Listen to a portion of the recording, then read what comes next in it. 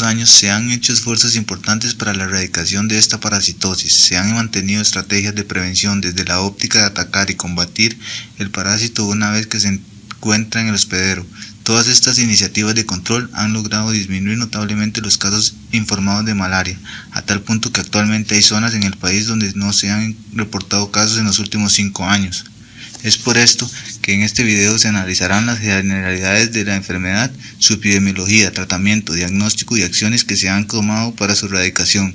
También se pretende realizar una revisión de la importancia de Anopheles como parte determinante de la erradicación de esta parasitosis. La malaria es una parasitosis producida por Plasmodium falciparum, Plasmodium vivax, Plasmodium malariae, Plasmodium ovale y Plasmodium knowlesi.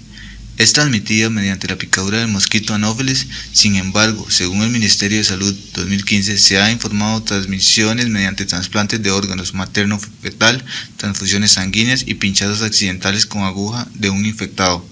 El periodo de incubación depende de la especie, siendo para Plasmodium falciparum de 10 a 12 días, para Plasmodium vivax y Plasmodium ovale aproximadamente 14 días, y por último para Plasmodium malariae de 28 días. En cuanto a los síntomas iniciales son inespecíficos, posteriormente aparece la clínica más significativa de esa parasitosis, siendo los picos febriles que muchas veces llegan a superar los 39 grados. Suele acompañarse con escalofríos y sudoración. En su ciclo de vida únicamente las hembras son hematófagas, por lo que son las responsables de la transmisión de la enfermedad. Tienen hábitos nocturnos o crepusculares. Son capaces de infectarse y de permitir el ciclo esporogónico completo de Plasmodium.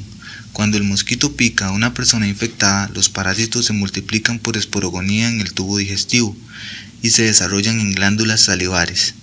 El mosquito, al inocular los parásitos en un nuevo huésped, colonizan primero el hígado, donde tienen varios ciclos de multiplicación asexuada y de donde salen a invadir los eritrocitos. Dentro de los eritrocitos se da la esquizogonía, y esta multiplicación es la responsable de los síntomas. Algunos parásitos dentro de los glóbulos rojos se transforman en gametocitos, que son las formas sexuadas de Plasmodium. Cuando el mosquito Anopheles ingiere la sangre infectada, los gametocitos se diferencian en su intestino y reinician por reproducción sexuada el ciclo biológico. Los diagnósticos se realizan mediante la técnica de la gota gruesa, con el objetivo de poder visualizar los esquizontes, trofosoditos y gametocitos. Sin embargo, no es una de las técnicas más confiables, y por eso actualmente cuando hay sospecha de enfermedad por Plasmodium, el diagnóstico se hace mediante técnicas moleculares como PCR.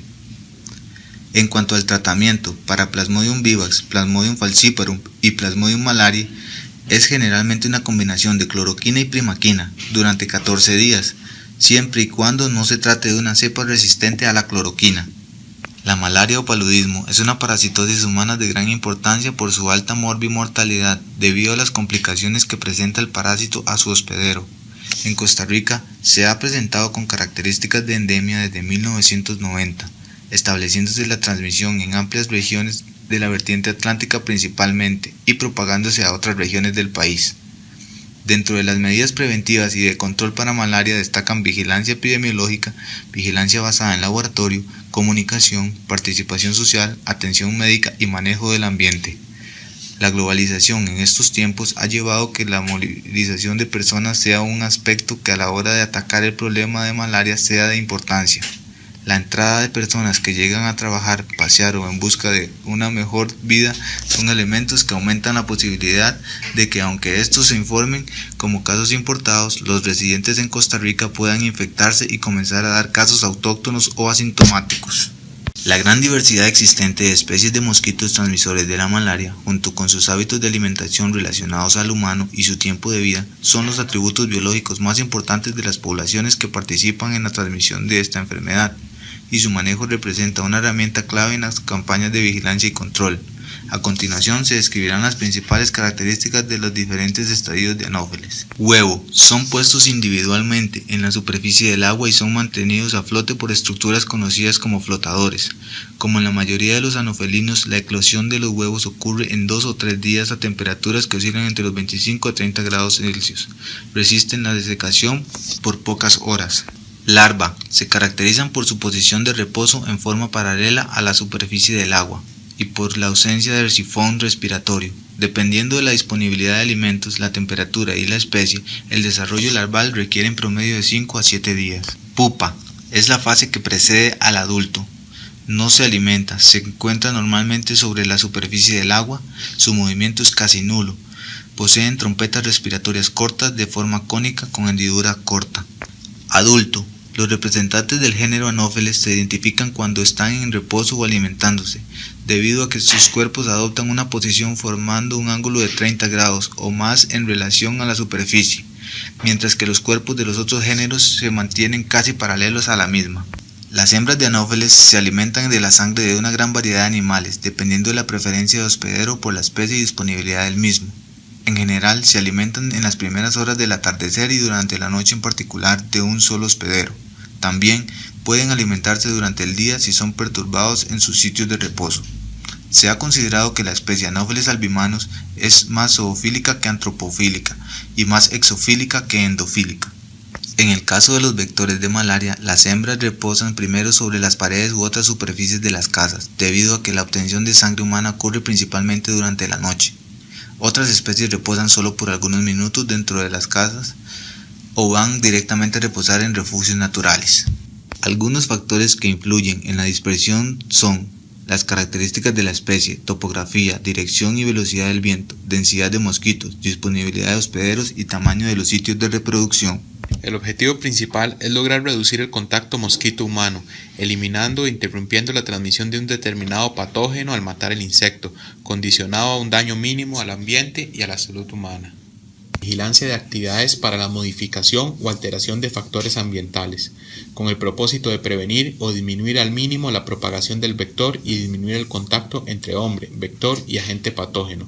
Se puede mencionar modificaciones de desagües, nivelación de tierras y transformación de márgenes de represas, cambio en la salinidad del agua, aumento brusco del caudal, desecación o inundación de terrenos pantanosos, disminución de la vegetación, entre otros.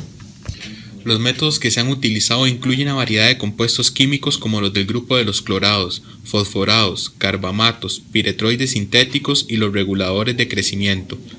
La escogencia del insecticida depende de una serie de factores, tales como su precio, la especie del mosquito por controlar, el estudio de su ciclo de vida, el nivel de susceptibilidad al insecticida, las restricciones sobre su uso, la toxicidad al humano, animales, al impacto ambiental, la formulación y el equipo disponible. Resultados del uso de los insecticidas es el fenómeno de la resistencia fisiológica y de la etiológica o conductual. Por otro lado, se debe considerar el impacto ambiental que pueda derivarse de la utilización de cualquier compuesto insecticida. Se tienen diferentes químicos, por ejemplo, larvicidas. Existen productos para el control larvario, sin embargo su uso es limitado por su costo, toxicidad y complejidad de aplicación. En Costa Rica no está disponible para controlar malaria. Adulticidas. Rociado residual. Consiste en la aplicación de un insecticida en las paredes internas y externas de las viviendas, así como en las zonas aledañas, el cual deja una cantidad de ingrediente activo que tiene efecto sobre los mosquitos que reposan en las superficies rociadas. El objetivo es disminuir las densidades de población adulta para lograr interrumpir la transmisión de la enfermedad. En este caso, y considerando los hábitos de picadura y reposo del vector, se recomienda la utilización de aerosoles a volumen ultrabajo. Consiste en la reducción de una población de un artrópodo por medio de un agente biológico controlador. El control biológico tiene la ventaja en el control químico en contar con una mayor especificidad sobre el hospedero y una poca alteración de otros organismos en el ambiente. Comprenden el empleo de agentes bacterianos, virus, peces, depredadores, parásitos, entre otros para lograr inhibir el desarrollo de los vectores adultos y asegurar una disminución en la transmisión de la parasitosis. La malaria, como enfermedad y como proceso natural, se debe analizar tomando en consideración las influencias del entorno, el parásito y el mosquito, entre otras variables. De especial importancia son las acciones de promoción, prevención y tratamiento, con el fin de influir sobre la realidad social como agentes de cambio para mejorar la calidad de vida del ciudadano y la sociedad. El control debe ubicarse en diversos contextos, como son los factores que influyen en la transmisión y propagación de la enfermedad, pues este ente que se conforma por vector, parásito, huésped, ambiente y condiciones determinantes se manifiesta en la aparición de la enfermedad y en algunos casos en el surgimiento de epidemias. Los humanos han utilizado insecticidas para controlar gran diversidad de insectos, incluyendo vectores de patógenos humanos. La dependencia creada y el uso intensivo de estos productos químicos para el mejoramiento de la salud pública han llevado al desarrollo de resistencia a los insecticidas en muchas especies. Los mecanismos de resistencia consisten en una reducción en la tasa de penetración del insecticida a través de la cutícula o en que ciertas enzimas elevan su acción detoxificante o incrementan su cantidad, como por ejemplo la hidrolasa, oxidasa y transferasa. Otro tema importante que abarca el conocimiento de Anófeles enfocado a la erradicación de malaria son las zonas fronterizas, donde el flujo de intercambio vectorial no es una utopía. La dinámica vectorial entre los países vecinos puede incrementar, lo que conlleva una transmisión activa de la malaria si estas zonas son endémicas o está presente el parásito. En nuestro país los casos reportados han disminuido considerablemente hasta el nivel de ir hacia la erradicación. Esto debe ser una acción sostenible y duradera, donde los programas que se implementen involucren la educación médica y educación poblacional principalmente. Si no han dado la importancia que éste merece. Al igual que para otros mosquitos, las principales acciones han sido de nivelación de tierras, eliminación de criaderos artificiales hechos por el hombre, tales como las llantas, control de la vegetación acuática, medidas de ingeniería para reducir las áreas de empozamiento de aguas superficiales, colocación de tapas para cubrir los recipientes en donde se puedan desarrollar las larvas, entre otros. Las estrategias de un control integrado son indispensables en la actualidad, sobre todo si se toma en cuenta el problema de la resistencia de los mosquitos a los insecticidas de acción residual. En contraparte, hay que tener en cuenta las medidas de protección personal que se recomiendan, como el uso de mosquiteros o toldos, la aplicación de compuestos químicos, repelente, aplicación de espirales y placas vaporizantes, mantener libre de la maleza y matorrales los alrededores de su casa, rellenar charcos y mantener limpios los desagües y letrinas olvidadas. La principal conclusión es que la erradicación de la malaria se puede dar de 3 puntos de vista diferentes, como lo son eliminar el vector, eliminar el ser humano o eliminar el parásito. Es por esto que se decide atacar el parásito con tratamiento y vigilancia basada en el laboratorio, logrando con esto una disminución importante de los casos registrados y la incidencia en los últimos años.